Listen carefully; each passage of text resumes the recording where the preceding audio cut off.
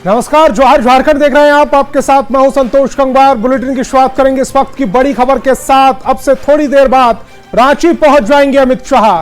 10:40 पर अमित शाह के रांची पहुंचने का समय है। एयरपोर्ट से सीधे होटल रेडिसन ब्लू जाएंगे अमित शाह। होटल में ही रात्रि विश्राम करेंगे। कल सुबह 9:30 बजे संकल्प पत्र जारी होगा। 10:30 बजे जनसभा को रांची में रवाना हो जाएंगे। रांची से जनसभा के लिए रवाना हो जाएंगे। तो बड़ी खबर आपको बता रहे हैं, थोड़ी देर में अमित शाह रांची पहुंचने वाले हैं। 10:40 पर अमित शाह रांची पहुंचेंगे।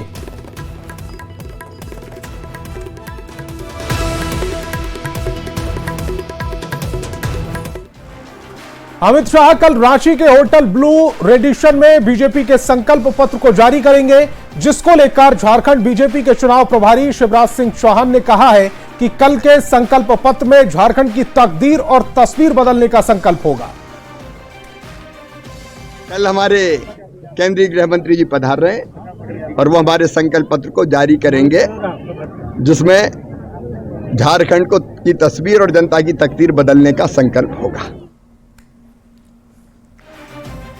भगवान बिरसा मुंडा की 150वीं जयंती पर बीजेपी 150 संकल्पों के साथ अपना मैनिफेस्टो जारी करेगी। बीजेपी के सह चुनाव प्रभारी हेमंत बिस्वा शर्मा ने बताया कि अमित शाह कल संकल्प पत्र जारी करेंगे, जिससे बीजेपी के चुनावी अभियान को नई ऊर्जा मिलने की उम्मीद है। भगवान बिरसा मुंडा का 150 साल जयंती इस बार मनाया जाएगा, तो 150 संकल्प का सहित कल भारत का माननीय गृह मंत्री अमित शाह जी हमारे संकल्प पत्र का उद्घाटन करेगा। आप लोग सबको सादर निमंत्रण। तो झारखंड में संकल्प से सत्ता सिद्ध करने के लिए बीजेपी कल अपना घोषणा पत्र जारी करने जा रही है, जिसे संकल्प पत्र नाम दिया गया है। आपको बताते हैं कि बीजेपी के घोषणा पत्र में क्या क्या है, क्या क्या मुद्दों को प्राथमिकता दी जा सकती है। नंबर 1 पर गोगो दीदी योजना हो सकती है, जिसे हेमंत सरकार की मैया सम्मान योजना का कार्ड माना जा रहा है। इसके तहत हर महीने 11 तारीख को महिलाओं के खाते में 2100 रुपए डाले जाएंगे, जबकि युवाओं के भविष्य को ध्यान में रखते हुए प्रतियोगी परीक्षा के प्रश्न पत्र को लीक प्रूफ बनाने के लिए कदम उठाए जाएंगे। सरकार बनते ही कैबिनेट की पहली बैठक में राज्य में खाली पड़े 2,87,000 पदों पर बहाली की प्रक्रिया शुरू की जाएगी।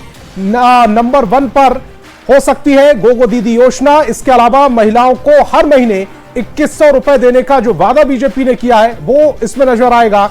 झारखंड में पेपर लीक रोकने के लिए कदम उठाने की भी बात कही जा सकती है।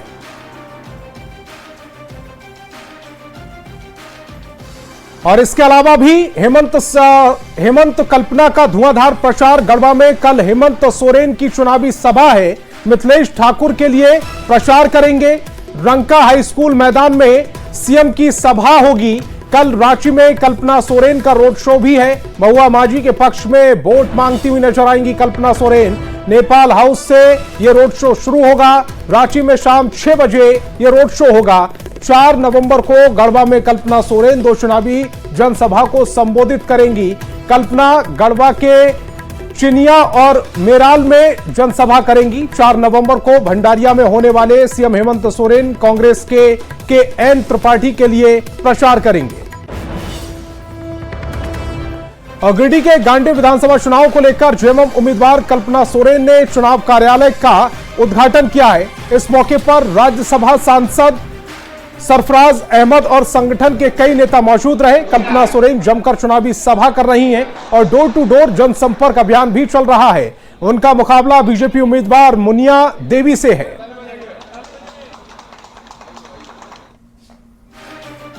और चुनाव में बागियों के खेल बिगाड़ने पर सवाल पर रांची से जेएमएम उम्मीदवार महुआ माझी ने कहा है कि कोई किसी का खेल नहीं बिगाड़ सकता, क्योंकि जनता जिसके काम पर भरोसा करती है उसी को वोट करती है। कोई किसी का खेल नहीं बिगाड़ सकता, क्योंकि जनता जिसके काम पर भरोसा करती है उसी को वोट देती है। उसने मन ही मन चुन लिया है किसे वोट देना है। ये सब तो ऊपरी दिखावा है। और इस बार हम लोग जीत रहे हैं, बहुमत से जीत रहे हैं, रांची भी जीत रहे हैं और पूरा झारखंड में भी हमारी सरकार बन रही है। और सीएम हेमंत सोरेन के नामांकन पत्र में उम्र का विवाद थमता नजर नहीं आ रहा। बीजेपी इस मुद्दे पर लगातार हमलावर है तो जेएमएम के लोग इस पर बचाव करते नजर आ रहे हैं। जेएमएम के केंद्रीय महासचिव सुप्रियो भट्टाचार्य ने इस विवाद पर कहा है, जो लोग इस पर हंगामा कर रहे हैं वे पागल हैं, वे बेतुके सवाल खड़े कर रहे हैं।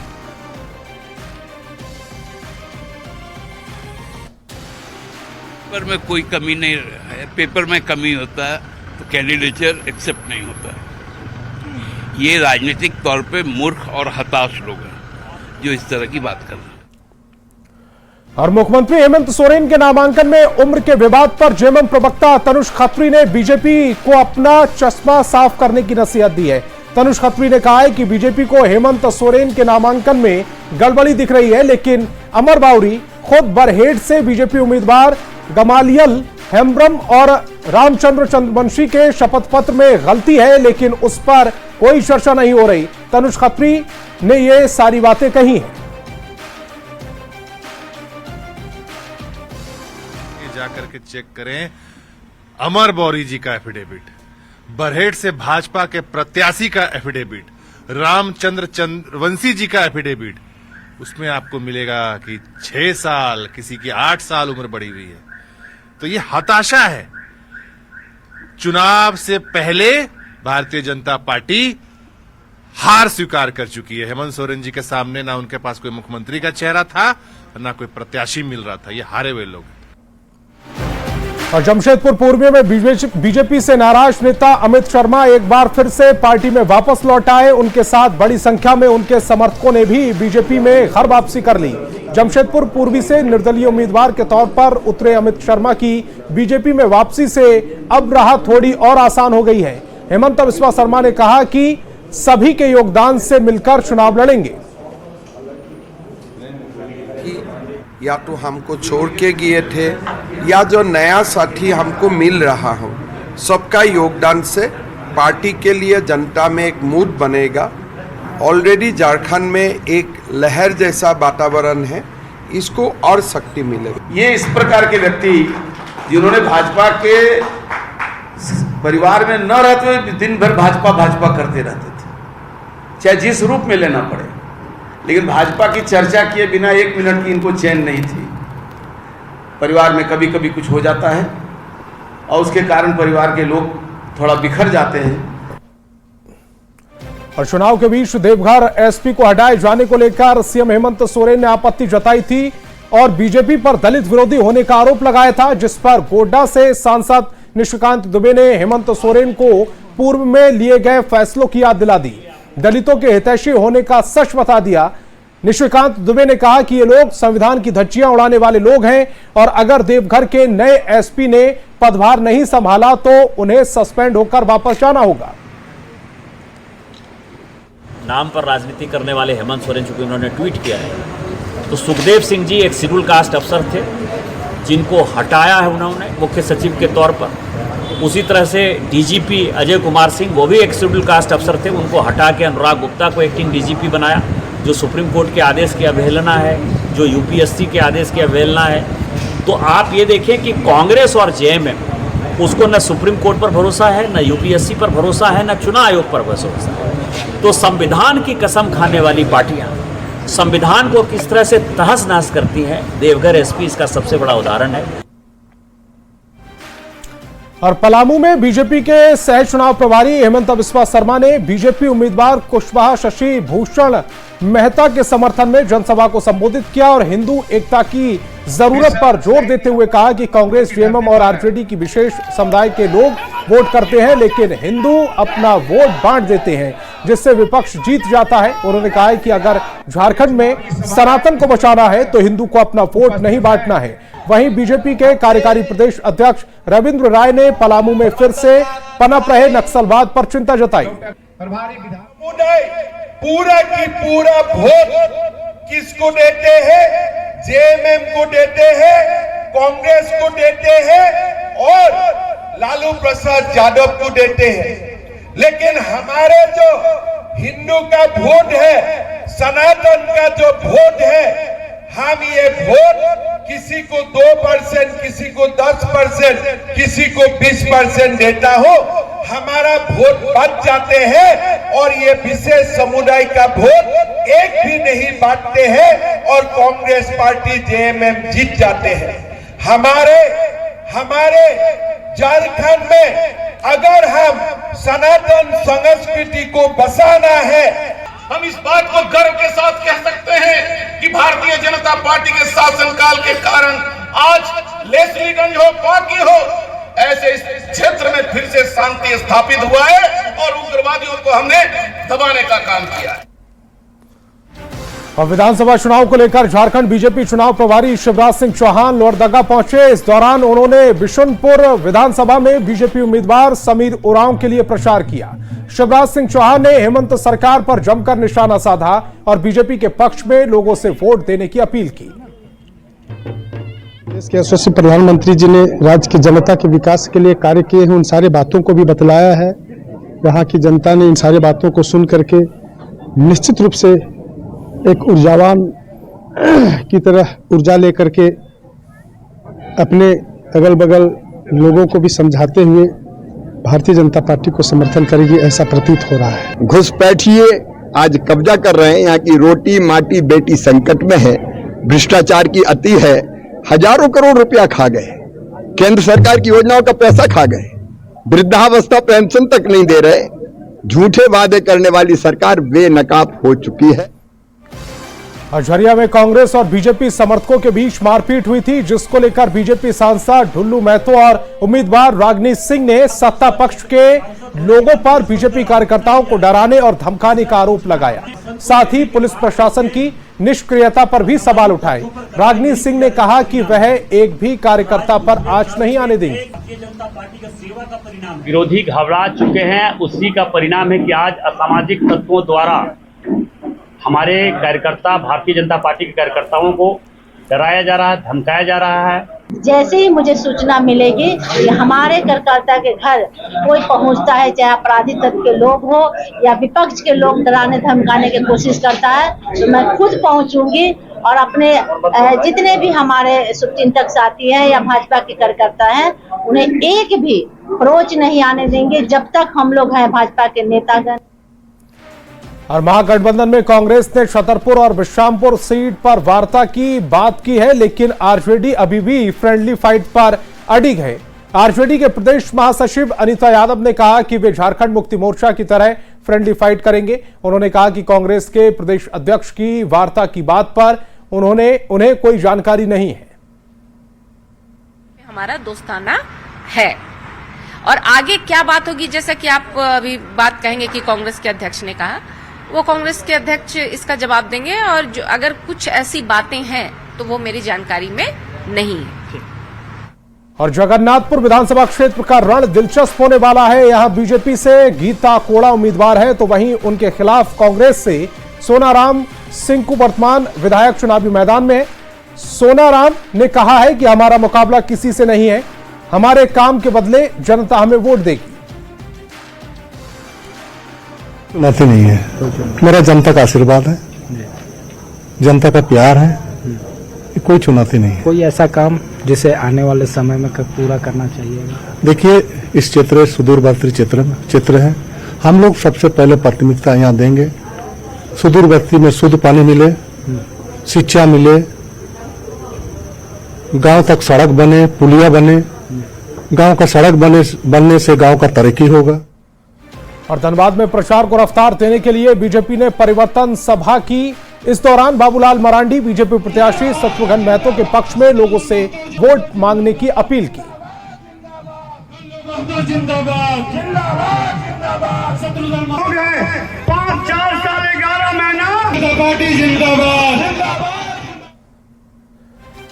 मुख्यमंत्री हेमंत सोरेन ने खूंटी में चुनाव प्रचार किया है। इस दौरान उन्होंने झारखंड में चुनाव को लेकर निर्वाचन आयोग पर जल्दबाजी करने का आरोप लगाया। सीएम ने कहा कि केंद्र के हाथ की कठपुतली बन चुकी केंद्रीय संस्थाएं विरोधियों को परेशान करने के लिए अलग अलग हथकंडे अपनाती हैं।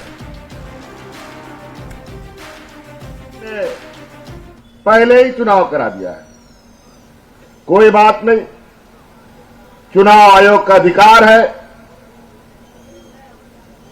केंद्र सरकार के हाथों में आज के दिन कठपुतली की तरह नाचने वाले ये संस्थाएं जब चाहे, जैसा चाहे, जिसको चाहे, जहां चाहे अपना आदेश सुनाती है और अपने विरोधियों को परास्त करने के नए नए षड्यंत्र रचती है। सिर्फ एनडीए ही नहीं, इंडी अलायंस ने भी चुनाव प्रचार में अपनी ताकत झोंक दी है और इसे और तेज करने के लिए 5 नवंबर को कांग्रेस के राष्ट्रीय अध्यक्ष मल्लिकार्जुन खड़गे कांके और मांडू में चुनावी जनसभा को संबोधित करेंगे, जबकि 8 और 9 नवंबर को राहुल गांधी झारखंड सिमडेगा और लोहरदगा में गठबंधन के उम्मीदवारों के लिए प्रचार करेंगे। इतना ही नहीं, 9 नवंबर को भी जमशेदपुर में राहुल गांधी का रोड शो रखा गया है। मल्लिकार्जुन खड़गे जी कांके आ रहे हैं, कांके में विधानसभा क्षेत्र में, उसके बाद मांडू विधानसभा क्षेत्र में 2 जगह उनका प्रोग्राम है 5 तारीख को। 8 तारीख को माननीय राहुल जी का प्रोग्राम है आपके सिमडेगा विधानसभा क्षेत्र में, लोहरदगा विधानसभा क्षेत्र में, और 9 तारीख को हम लोगों का कार्यक्रम होगा उनका डाल्टनगंज, हजारीबाग, और प्रस्तावित है जमशेदपुर में रोड शो का। विधानसभा चुनाव के प्रचार का शोर जोरों पर है। ऐसे में आदर्श आचार संहिता को लेकर निर्वाचन आयोग भी लगातार नजर रखा हुआ है और कार्रवाई कर रहा है। आचार संहिता लागू होने के बाद अब तक कुल 135 करोड़ 70 लाख का अवैध सामान और नगद बरामद किया जा चुका है, जबकि आचार संहिता के उल्लंघन मामले में अब तक कुल 24 प्राथमिकी दर्ज की गई हैं। राज्य में 16,696 हथियारों के लाइसेंस हैं, जिनमें से 13,634 हथियार जमा हो चुके हैं, जबकि 487 लाइसेंस रद्द किए जा चुके हैं।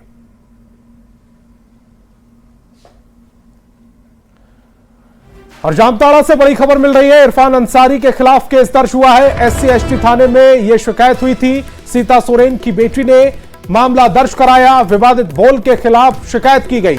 सीता सोरेन की बेटी पर सवाल उठाए गए थे, कैरेक्टर पर सवाल उठाए गए थे, जिससे वो आहत थी और इसको लेकर उन्होंने SC/ST कोर्ट में मामला दर्ज कराया। और अब जो खबर मिल रही है वो ये कि इरफान अंसारी के खिलाफ केस दर्ज हो गया है। फिलहाल में ही डॉक्टर इरफान अंसारी जी ने हमारे लिए मेरी माँ के लिए एक टिप्पणी की थी, कहा था उनको रिजेक्टेड माल, और माल शब्द जो उन्होंने यूज़ किया है वो महिलाओं के लिए बहुत ही ख़राब शब्द है, क्योंकि ऐसे शब्द का प्रयोग करके कोई भी इंसान इससे बच नहीं सकता। और अगर इसको बोल करके वो सोच रहे हैं कि फ़्लो में निकल गया या जो भी निकल गया, फ़्लो में अगर किसी की माँ को माल, अच्छा माल या बुरा माल ऐसे शब्द बोल करके भी यूज़ करे तो वो बहुत ही ख़राब लगता है। और इसी बात की शिकायत की है कि कोई भी व्यक्ति किसी भी औरत के ऊपर, चाहे वो किसी भी समुदाय की क्यों ना हो, वो ऐसे लांछन नहीं लगा सकते। वो हमारे कैरेक्टर के ऊपर एक लांछन उठा रहे, एक उंगली उठा रहे जो बेसलेस है। तो अगर आप एक बेसलेस पॉइंट मीडिया के सामने रखते हैं तो वो हमारे कैरेक्टर के ऊपर असैसिनेशन हुआ। ये कैरेक्टर असैसिनेशन कर रहे हैं, पता नहीं क्यों, किस लिए। और हम चाहते हैं कि वो मीडिया में आए, मीडिया ही नहीं बल्कि अब हमने इसके थाने में इसका रिपोर्ट भी लिखा है। हम चाहते हैं कि वो यहाँ पे आए और क्लियर करे कि क्या, किसको फंसाया, हमने क्या फंसाया। क्योंकि रविंद्रनाथ महतो जी के बेटे से तो हम में से किसी ने मुलाकात भी नहीं की और ना ही रविंद्रनाथ महतो जी से खुद हमने कभी किसी भी तरीके की बातचीत भी की है। तो वो किस आधार पर ये बोल रहे हैं, वो उनको सामने आना चाहिए और उनको सामने आके बताना चाहिए कि हाँ मैंने ऐसा देखा वैसा देखा, इस आधार पे बोल रहे हैं। जामताड़ा से कांग्रेस उम्मीदवार और मंत्री इरफान अंसारी के खिलाफ केस दर्ज करा दिया गया है, जिस पर इरफान अंसारी ने जवाब दिया। उन्होंने कहा कि जनता का काम करते हुए मेरे पास समय की कमी है और मेरे विपक्ष के पास इतना समय है कि जनता पर ध्यान देने के बजाय वे थाना कोर्ट दौड़ रहे हैं। इरफान अंसारी ने कहा कि यह 15 दिन का मामला है, फिर एक साथ रहना है। जो हमारे जो एंटी लोग हैं, पब्लिक में मैंने कहा कि ध्यान दो यार, थाना कोर्ट कचहरी दौड़ रहा है केस के लिए। अरे भाई केस क्या होगा, 15 दिन का मामला है, रहना तो किस आता है। मुद्दे पे लड़ो नहीं यार, मुद्दे पे बयानबाजी कीजिए ना। और इसी बीच रांची से बड़ी खबर मिल रही है। केंद्रीय गृह मंत्री अमित शाह रांची पहुंच चुके हैं। कल सुबह 10 बजे संकल्प पत्र जारी करेंगे। कल 3 चुनावी सभाओं को भी संबोधित करेंगे। सिमरिया, घाटशिला, बरकट्टा में ये सभाएं होंगी। अमित शाह के दौरे से जोश पर हैं, तो इस वक्त की बड़ी खबर आपको बता रहे हैं। सुबह 9:30 बजे ये संकल्प पत्र जारी होगा। कल 3 चुनावी सभाओं को संबोधित भी करेंगे। इस वक्त की बड़ी खबर आपको बता रहे हैं। सीएम उनकी आगवानी के लिए नहीं पहुंचे हैं। रांची से इस वक्त की बड़ी खबर आपको बता रहे हैं। केंद्रीय गृह मंत्री अमित शाह रांची पहुंच चुके हैं। कल संकल्प पत्र जारी होगा बीजेपी का। कल सुबह 9:30 बजे संकल्प पत्र जारी होगा। कल 3 चुनावी जनसभाएं भी हैं जो अमित शाह को करनी है। सिमरिया, घाटशिला, बरकट्टा में ये जनसभाएं हैं। अमित शाह के दौरे से बीजेपी का जोश हाई है। कल सुबह अमित शाह 10 बजे होटल रेडिशन ब्लू में बीजेपी के संकल्प पत्र या एनडीए का घोषणा पत्र जारी करेंगे।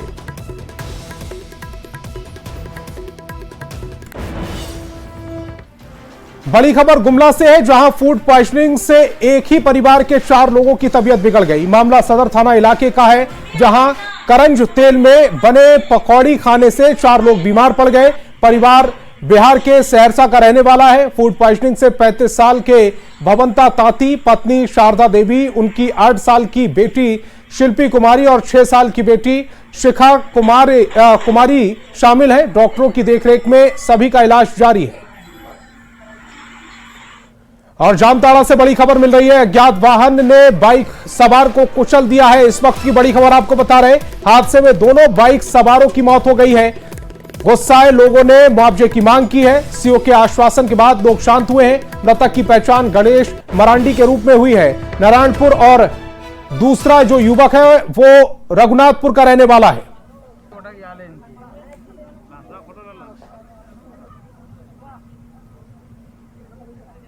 में आए दिन रोड एक्सीडेंट होते रहती है और इसमें जो भी हम लोग चाहते हैं प्रशासन इसमें अच्छा से कार्रवाई करे। और जो भी है, अभी गाड़ी तो पकड़ाया नहीं, तो इस पे जो भी इसको सरकारी मुआवजा है वो हम लोग चाहते हैं कि एक लिखित तौर पे हम लोग को सरकारी लाभ देने का एक गारंटी के तौर पे दिया जाए। और गोड्डा के महागामा में काली पूजा विसर्जन के दौरान महागामा विधायक दीपिका पांडे सिंह झूमती गाती नजर आई। महागामा विधायक दीपिका पांडे सिंह ने काली पूजा विसर्जन के दौरान महिलाओं और बच्चों के साथ खूब मस्ती की। उन्होंने प्रतिमा विसर्जन का खूब आनंद उठाया।